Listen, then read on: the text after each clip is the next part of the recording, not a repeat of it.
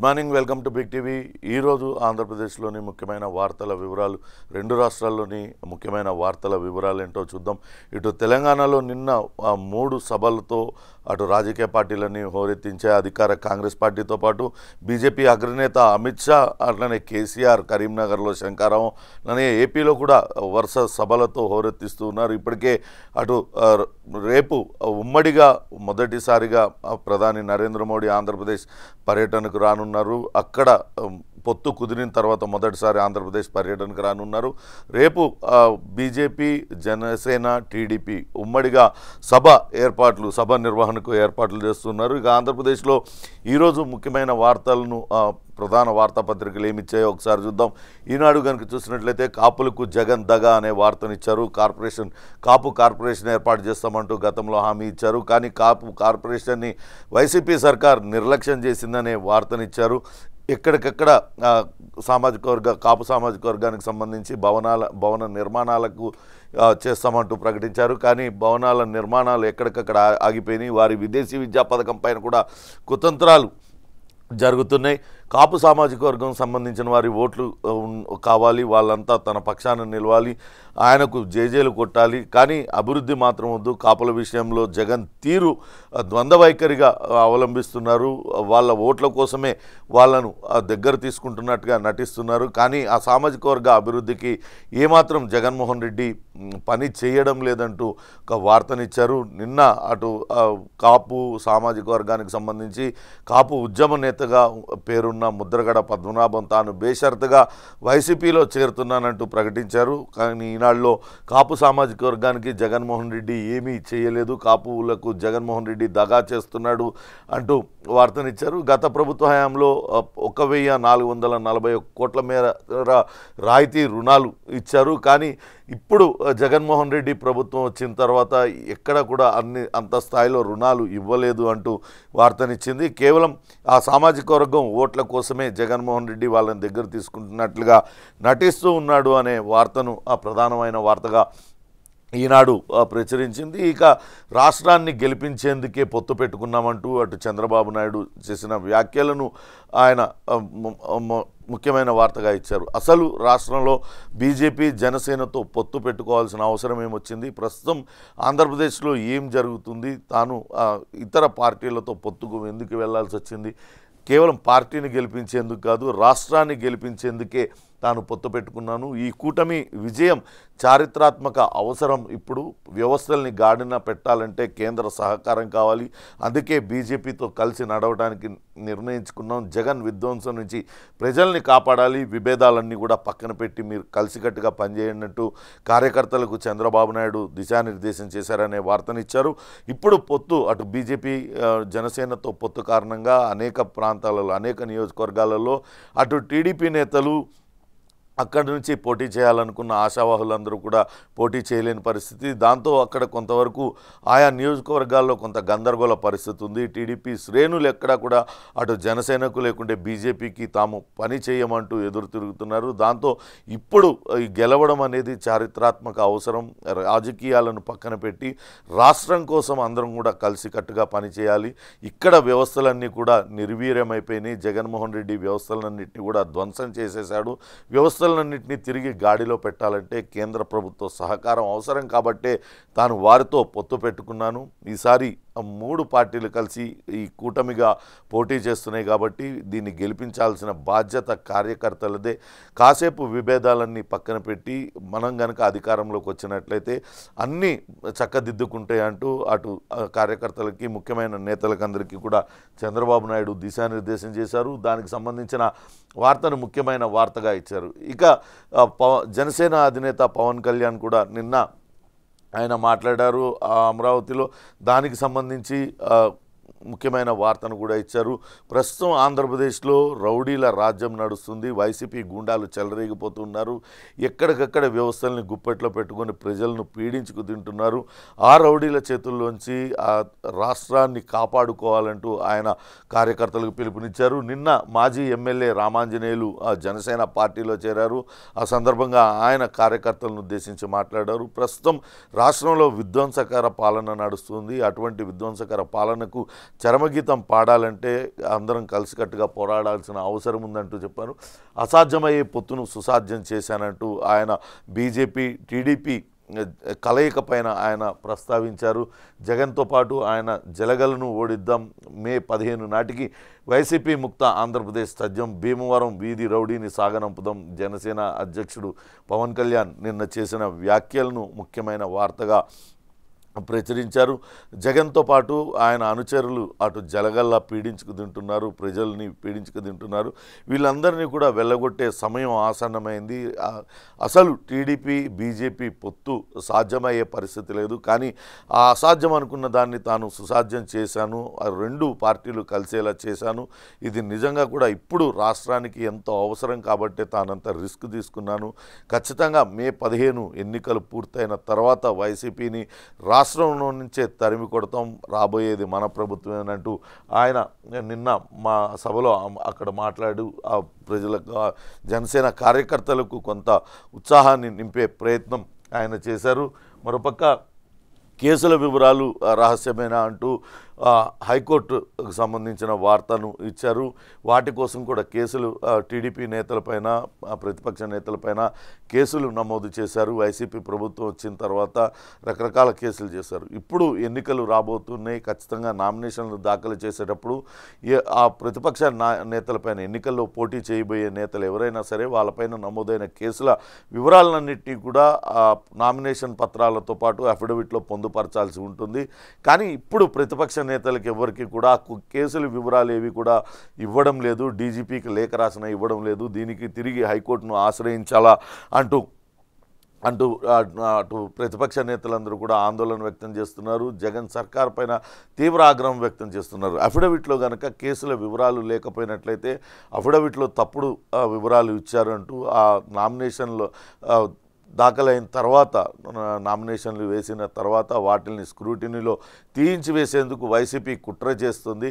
కాబట్టి కేసుల వివరాలన్నీ కూడా ప్రతిపక్ష నేతల కేసుల వివరాలన్నీ కూడా మాకు అందజేయాలి అంటూ ప్రతిపక్ష నేతలందరూ కొడుతూ ఉన్నారు. వైసీపీ కుట్ర పన్నుతుంది అంటూ వాళ్ళు ఆగ్రహం వ్యక్తం చేస్తున్న పరిస్థితి ఉంది.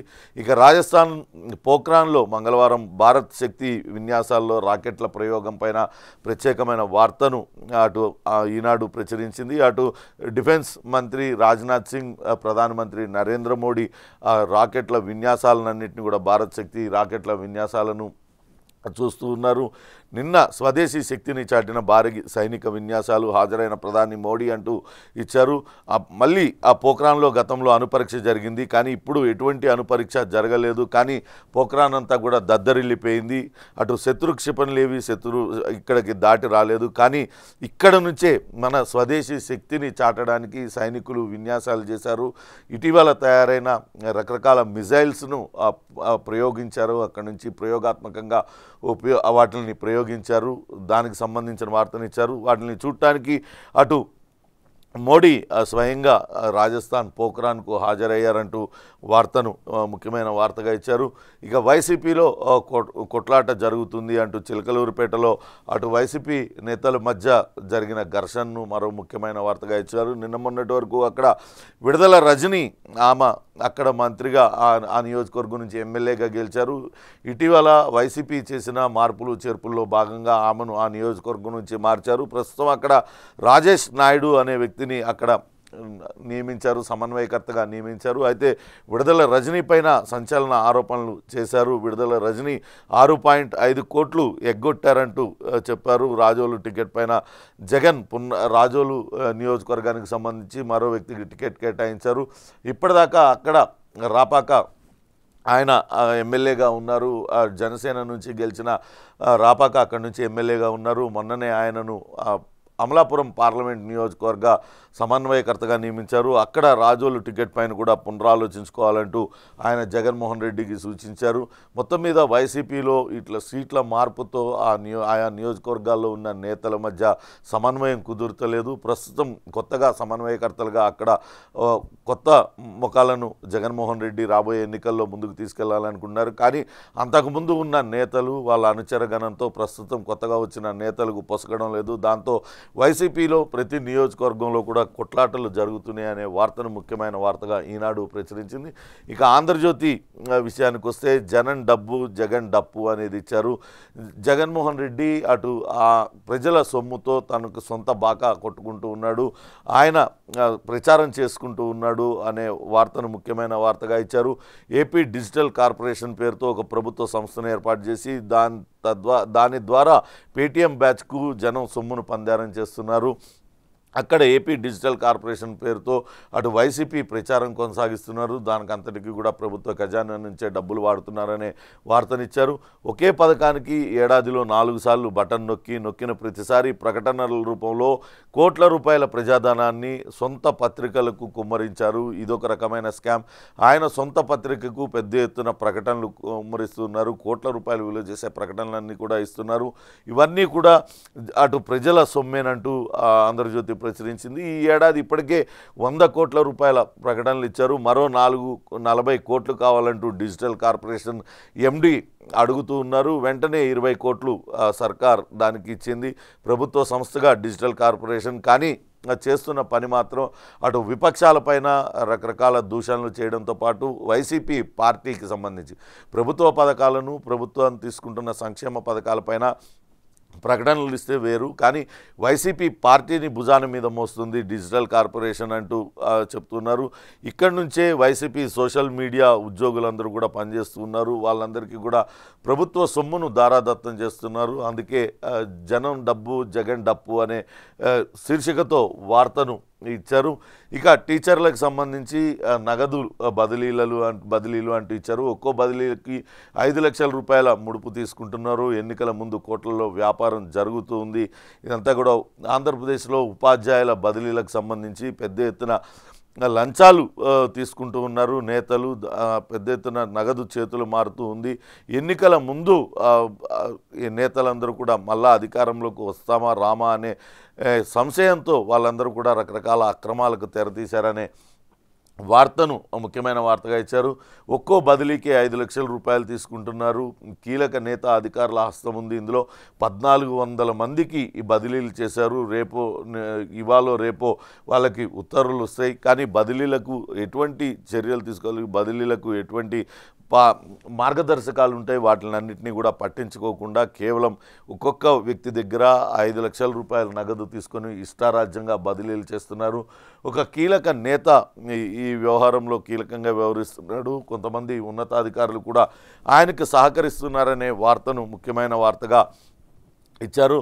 ఇక ఇది నవశకం పొత్తు అంటూ నిన్న భీమవరం సంబంధించి ఆయన జనసేన పవన్ కళ్యాణ్ మాట్లాడిన మాటలను ఇచ్చారు. వైసీపీ కబంధ హస్తాల నుంచి రాష్ట్రాన్ని కాపాడేందుకే ఇక్కడ 2 బీజేపీ టీడీపీ మధ్య పొత్తు కుదుర్చాను, అసాధ్యాన్ని సుసాధ్యం చేశా, పొత్తు కుదర్చడంలో కీలక పాత్ర పోషించానంటూ ఆయన మాట్లాడారు. ఎవరికి ఎన్ని సీట్లు ముఖ్యం కాదు, 175 సీట్లలో 3 పార్టీలు పోటీ చేస్తున్నట్లుగానే భావించాలి. జగన్కు మర్చిపోలేని యుద్ధాన్ని ఇద్దాం. మే 15 లోపు వైసీపీ ముక్త ఆంధ్రప్రదేశ్ను సాధిద్దాం. కలిసి పనిచేసి ఈ కళను సాకారం చేసుకుందాం. భీమవరాన్ని ఒక రౌడీ చేతిలో పెట్టారంటూ స్థానిక శాసనసభ్యునిపైన తీవ్రమైన విమర్శలు చేశారు. అక్కడ ఇల్లు కొనాలంటే భయంతో ఎవరు రావడం లేదు. ఈసారి భీమవరంలో విజయం సాధించి తీరాల్సిందే అంటూ చెప్పారు. నిన్న జనసేనలో మాజీ ఎమ్మెల్యే పులవర్తి రామాంజనేయులు ఆయన చేరిన సందర్భంగా జనసేన అధినేత పవన్ కళ్యాణ్ తీవ్రమైన వ్యాఖ్యలు చేశారు. అసాధ్యాన్ని సుసాధ్యం చేశారు. రాష్ట్ర అభివృద్ధి కోసమే తాను ఈ నిర్ణయం తీసుకున్న. బీజేపీ ఎన్ని సీట్లలో పోటీ చేస్తుంది, వైసీపీకి ఎన్ని సీట్లు వచ్చాయి, టీడీపీ ఎన్ని సీట్లలో పోటీ చేస్తుంది అనేది కాదు, 3 పార్టీలు కలిసి రాష్ట్రంలో ఉన్న 175 నియోజకవర్గాలలో పోటీ చేస్తున్నట్లుగా ప్రతి పార్టీ కార్యకర్త భావించాలి. 3 పార్టీలకు సంబంధించిన కార్యకర్తలు భావించాలి. అలా అయితేనే విజయం సాధిస్తాం. మే 15 నాటికి వైసీపీ ముక్త ఆంధ్రప్రదేశ్ను సాధించే అవకాశం ఉందంటూ ఆయన చేశారు. ఇక టార్గెట్ 160 అంటూ చంద్రబాబు నాయుడు నిన్న మాట్లాడారు. ఆ కార్యకర్తలకు దిశానిర్దేశం చేశారు. దానికి సంబంధించిన ముఖ్యమైన వార్తనిచ్చారు. 160 సీట్లలో ఖచ్చితంగా గెలిచి తీరాల్సిందేనన్నారు. ప్రతి ఓటు ప్రతి సీటు ముఖ్యమే, విభేదాలు వీడనాడి ఐక్యంగా ఉండాలి. విధ్వంస పాలనతో రాష్ట్రం ఇప్పటికే 20 ఏళ్ళ వెనక్కెళ్ళింది. మళ్ళీ ఆ రాష్ట్రాన్ని ఒక గాడిన పెట్టాలంటే ఈ 3 పార్టీల పొత్తు అవసరం. ఇది జగన్ ఓడించడానికి కాదు, మన రాష్ట్రాన్ని గెలిపించడం కోసం. పోలవరాన్ని పూర్తి చేయాలి, ఆంధ్రప్రదేశ్కు ఒక రాజధానిని ఏర్పాటు చేయాలి. పెట్టుబడులు పరిశ్రమలు రావాలంటే వీటిలన్నిటికీ కేంద్ర ప్రభుత్వం సాయం కావాలి. అందుకే తాను కేంద్రంలో అధికారంలో ఉన్న బీజేపీతో పొత్తు పెట్టుకున్నాను. అభ్యర్థులు ప్రజల్లో లేకపోతే మార్చేస్తాను అంటూ 56,000 మంది పార్టీ నేతలతో ఒకేసారి టెలికాన్ఫరెన్స్ను నిన్న నిర్వహించారు. దానికి సంబంధించిన ముఖ్యమైన వార్తగా ఇచ్చారు. ఇక రేపు అటు ఉమ్మడిగా సభ నిర్వహించనున్నారు. ఆ సభను జయప్రదం చేయాలి. శిథిల రాష్ట్రాన్ని నిలబెట్టడానికి ఇది తొలి అడుగు అంటూ చెప్పారు. రేపు చిలకలూరిపేటలో సభలో భారీ ఏర్పాట్లు చేస్తున్నారు.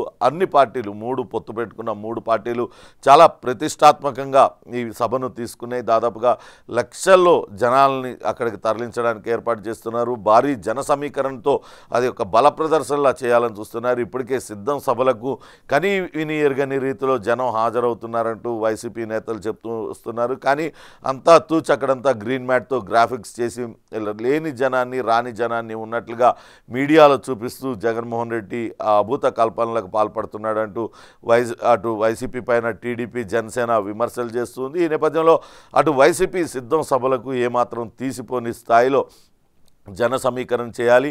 అక్కడ మోడీ కూడా హాజరవుతున్న నేపథ్యంలో అక్కడ స్వయంగా టీడీపీ జాతీయ ప్రధాన కార్యదర్శి నారా లోకేష్ ఈ సభ ఏర్పాట్లపైన ఆయన సమీక్ష నిర్వహిస్తున్నారు. ఆయన సమన్వయం చేసుకుంటూ ఉన్నారు. ఇప్పటికే పలు కమిటీలు వేశారు ఆ సభ నిర్వహణకు సంబంధించి.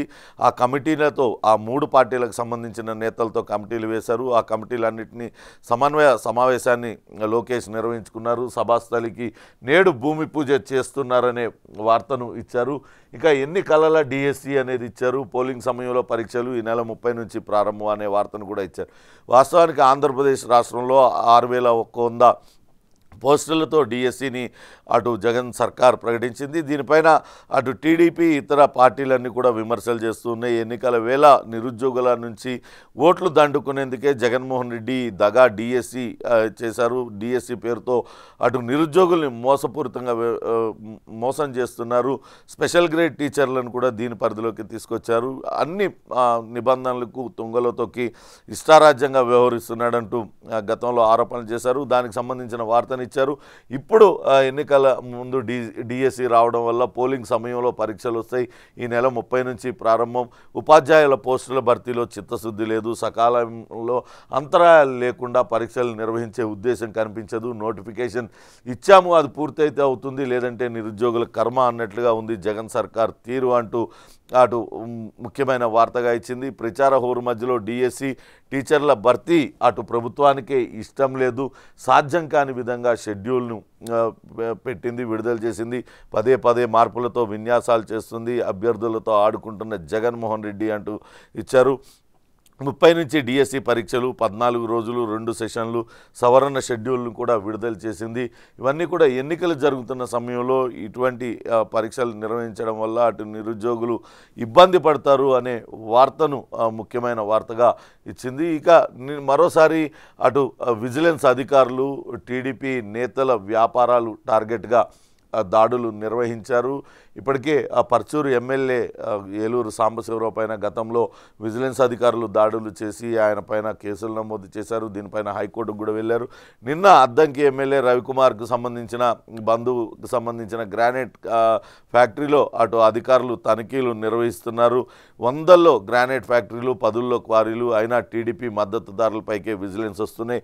ఎమ్మెల్యే గొట్టిపాటి రవి లక్ష్యంగా దాడుల్ని ముమ్మరం చేశారు. గత 3 నెలల్లో ఇది 3వసారి యజమానులంతా తన వద్దకు రావాలంటూ అద్దంకి వైసీపీ నేత హుకుం జారీ చేస్తున్నాడు. వైసీపీ నేతలకు అనుసరణలోనే అటు విజిలెన్స్ అధికారులు కూడా పనిచేస్తున్నారు. గతంలో ఏలూరు సాంబశివరావు కార్యాలయంలో అటు సోదాలు నిర్వహించడానికి వచ్చిన గనుల శాఖ అధికారులు కావచ్చు, ఇతర మైనింగ్ అధికారులు, విజిలెన్స్ అధికారులతో పాటు కొంతమంది వైసీపీ నేతలు కూడా అక్కడికి రావడం కొంత కలకలం సృష్టించింది. అట్లా ఎందుకు వైసీపీ నేతలతో కలిసి వచ్చారంటూ ఏలూరు సాంబశివరావు అనుచరులు, ఏలూరు సాంబశివరావు కూడా ఎమ్మెల్యే ఆయన అధికారులను నిలదీశారు. దీనిపైన అధికారులు ఎటువంటి సమాధానం చెప్పలేకపోయారు. తిరిగి టీడీపీ నేతలే టార్గెట్గా, మరోసారి టీడీపీ నేతలు వ్యాపారాలే టార్గెట్గా విజిలెన్స్ అధికారులు సోదాలు చేస్తున్నారు. ఎమ్మెల్యే గొట్టిపాటి రవికి సంబంధించిన కార్యాలయాలు, ఆయన గ్రానైట్ కంపెనీలలో సోదాలు నిర్వహిస్తున్నారు. గడిచిన కొద్ది రోజుల్లో ఇది మూడవసారి కావాలనే ఆయనను రాబోయే ఎన్నికల్లో నిలువరించడానికి ఈ రకమైన దాడులకు పాల్పడుతున్నారనే వార్తను ఆంధ్రజ్యోతి ప్రచురించింది. ఇక సాక్షి విషయానికి వస్తే నిన్న 20,000 కోట్లతో తీరం వెంట మౌలిక సదుపాయాల కల్పన కోసం ఆయన పథకాన్ని ప్రారంభించారు జగన్మోహన్ రెడ్డి. ప్రతి 50 కిలోమీటర్లకు పోర్టు లేదా ఫిషింగ్ హార్బర్ ఉండేలా ల్యాండింగ్ సెంటర్లు లేదా ల్యాండింగ్ సెంటర్లు, వాయు వేగంతో 4 పోర్టులు, బ్లూ ఎకానమీని పెంచేలా చర్యలు తీసుకుంటున్నాం. జువ్వల దిన్న హార్బర్ను వర్చువల్గా కాకుండా నేరుగా నేనే వెళ్ళి ప్రారంభిస్తానంటూ అటు జగన్మోహన్ రెడ్డి నిన్న వ్యాఖ్యానించారు. ఓఎన్జీసీ పైప్ లైన్తో ఉపాధి కోల్పోయిన మత్స్యకార కుటుంబాలని ఆదుకుంటాం అంటూ వాళ్ళందరికీ 5వ విడత సాయంగా డబ్బులను విడుదల చేశారు. దాదాపుగా 23,459 కుటుంబాలకు 161.86 కోట్లు నేరుగా వాళ్ళ ఖాతాల్లోకి జమ చేశారు. 5 ఏళ్లలో వైఎస్ఆర్ మత్స్యకార భరోసాతో 538 కోట్ల రూపాయల లబ్ధి జరిగింది. దాదాపు 20,000 బోట్లకు డీజిల్ సబ్సిడీ కింద 130 కోట్లకు పైగా చెల్లించారు. ఎవరైనా మత్స్యకారుడు దురదృష్టవశాత్తు మరణిస్తే వాళ్ళకి 10 లక్షలకు ఎక్స్గ్రేషియా అందించేలా ఎక్స్గ్రేషియాను కూడా పెంచారు. దానికి సంబంధించిన వార్తను ముఖ్యమైన వార్తగా ఇచ్చారు. అప్పుడు బీజేపీ, ఇప్పుడు జనసేన, చంద్రబాబు నాయుడు విషకౌగిలిలో మిత్రపక్షాలు గిలగిలా అంటూ మరో వార్తను కూడా ఇచ్చారు.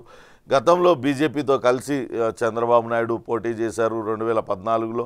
ఆ సమయంలో ఆయన విషకౌగిలిలో అన్ని మిత్రపక్షాలన్నీ కూడా గిలగిలాడుతున్నాయి. ఇప్పుడు అదే కౌగిలిలో జనసేన అధినేత పవన్ కళ్యాణ్ ఉన్నాడంటూ వార్తనిచ్చింది. 2014లో బీజేపీకి ఇచ్చిన సీట్లలో కోత పెట్టిన బాబు 3 స్థానాలలో తన అభ్యర్థులకే బీఫామ్ ఇచ్చి మరీ పోటీలో దించారు. ఇప్పుడు జనసేన సీట్లలో కోత విధించారు. మొదట 24 అసెంబ్లీ, 3 లోక్సభ స్థానాలన్నారు. సోమవారం వచ్చేసరికి 3 అసెంబ్లీ స్థానాలు, 1 లోక్సభ స్థానాన్ని కోత విధించి కేవలం 21 అసెంబ్లీ, 2 పార్లమెంట్ స్థానాలనే ఇచ్చారు. భీమవరం టీడీపీ అభ్యర్థి పులివర్తిని రంగంలోకి, జనసేనలోకి పంపించాడు చంద్రబాబు. 2019లో భీమవరంలో పవన్ పైన టీడీపీ అభ్యర్థిగా పోటీ చేసింది ఆయనే. జనసేనకు మిగిలింది ఇంకా 20 సీట్లే అనే వార్తను ఇచ్చారు. అటు మిత్రపక్షాలతో చంద్రబాబు నాయుడు గేమ్ ఆడుతూ ఉన్నారు. ఆయనతో పొత్తు పెట్టుకున్న ఏ పార్టీలు కూడా అక్కడ రాష్ట్రంలో పెద్దగా సాధించింది లేదు. ఆయన పోటీకి పెట్టి ఇప్పుడు పొత్తు అంటూనే మళ్ళా తర్వాత తన అభ్యర్థులను కూడా రంగంలోకి దించుతారనే వార్తను ముఖ్యమైన వార్తగా ఇశారు. ఇక ఇప్పటిదాకా వైఎస్ఆర్సీపీ గాజువాక నియోజకవర్గానికి సమన్వయకర్తగా అటు గుడివాడ అమర్నాథ్ నియమించారు. చిలకలూరిపేటకు కావటి మనోహర్ నాయుడు నియమించారు. ఇంకా సమన్వయకర్తల నియామకాలు వైసీపీలో జరుగుతూనే ఉన్నాయి. నోటిఫికేషన్ విడుదలకు గడువు దగ్గర పడుతూ ఉంది. ఇంకా ఇప్పటికే 4-5 జాబితాలను అటు వైసీపీ విడుదల చేసింది. కొన్ని నియోజకవర్గాలకు అభ్యర్థులను ప్రకటించింది, కొన్ని పార్లమెంటు స్థానాలకు అభ్యర్థులను ప్రకటించింది. ఇంకా చాలా చోట్ల ప్రకటించాల్సి ఉంది. మంత్రి గుడివాడ అమర్నాథ్కు ఎక్కడ సీటు కేటాయిస్తారనే దానిపైన కొంత ఉత్కంఠ అయితే నెలకొనుంది. ఇప్పుడు గుడివాడ అమర్నాథ్ను గాజువాక నియోజకవర్గానికి సమన్వయకర్తగా నియమించారు జగన్మోహన్ రెడ్డి అనే వార్తను ముఖ్యమైన వార్తగా ఇచ్చింది. ఇక దిశ పత్రిక చూసినట్లయితే వైసీపీకి గడ్డు కాలమేనంటూ ముఖ్యమైన వార్తగా ఇచ్చింది. గత ఎన్నికల్లో 5,000 ఓట్ల తేడాతో ఓడిన సీట్లను టీడీపీ గెలుచుకునే అవకాశం, వైసీపీ 10,000 ఆధిక్యత పైన సాధించిన స్థానాల్లోనే గట్టి పోటీ, 20,000కు పైగా మెజార్టీ వచ్చిన స్థానాల్లో అభ్యర్థుల మార్పుతో వైసీపీలో అయోమయం అంటూ ఇచ్చారు. చిన్న తక్కువ మార్జిన్తో చాలా నియోజకవర్గాల్లో అతి తక్కువ మెజారిటీతో వైసీపీ అభ్యర్థులు గెలుపొందారు. మల్లాది విష్ణు అలాంటి వాళ్ళందరూ కూడా. ఈసారి అటువంటి నియోజకవర్గాలలో చాలా కష్టంగా ఉంది. టీడీపీ ఖచ్చితంగా అక్కడ విజయం సాధిస్తుంది. వైసీపీ 10,000 మెజార్టీ సాధించిన స్థానాలలో కూడా గట్టి పోటీ ఉండబోతుంది. 20,000కు పైచిలికి మెజార్టీ సాధించిన స్థానాలలోనేమో జగన్మోహన్ రెడ్డి అక్కడ స్థానిక నేతలపైన వ్యతిరేకత కారణంగా వాళ్ళని మార్చి కొత్త నాయకుల్ని వేయడం అక్కడ తలనొప్పులు సృష్టిస్తుంది. ఇవన్నీ కూడా కొంత టీడీపీకి లాభం చేకూర్చే అంశాలు అంటూ వార్తని ఇచ్చింది. రోజుకో నియోజకవర్గం పూటకో అభ్యర్థిని మారుస్తూ వైసీపీ సెల్ఫ్ గోల్ చేసుకుంటుందా అనే అంశం ఇప్పుడు ఆ పార్టీ శ్రేణుల్లో అంతర్గతంగా చర్చ నడుస్తుంది. గత ఎన్నికల్లో కేవలం 5,000 లోపు ఓట్ల లోపు మెజారిటీతో వైసీపీ విజయం సాధించిన అన్ని స్థానాలను టీడీపీ కైవసం చేసుకునే అవకాశం ఉంటుంది.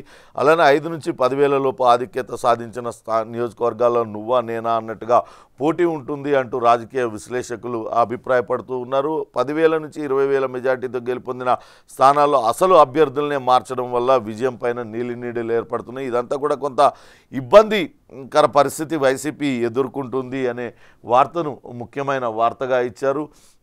ఇంకా 17న చిలుకలూరిపేటలో శంఖారావం నిర్వహించడానికి అటు ఏర్పాట్లు చేస్తూ ఉన్నారు. టీడీపీ ప్రభంజనం ఖాయమంటూ నారా లోకేష్ చేసిన వ్యాఖ్యలను ఇచ్చారు. అక్కడ సభ ఏర్పాట్ల కోసం అక్కడ పనులు జరుగుతున్నాయి. దానికి సంబంధించిన ఫోటోను కూడా ప్రచురించారు.